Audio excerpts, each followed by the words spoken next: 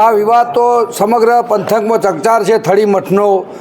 પરમ પૂજ્ય જગદીશપુરી બાપુ બ્રહ્મલીન થતો નવા મંત બાબતે, પરંતુ આજે અમારે 17 દિવસે કોઈ ઉકેલ ના આવતો અમે આજે કલેક્ટર કચેરીએ સમગ્ર આજુબાજુના 117 ગામના સેવકગણો તેમજ ગ્રામજનો અને સંતો મહંતો અને અમારા દસનામ ગોસ્વામી સમાજના બંધુઓ અમે આજે રેલીનું આયોજન કરી કલેક્ટર સાહેબશ્રીને અમે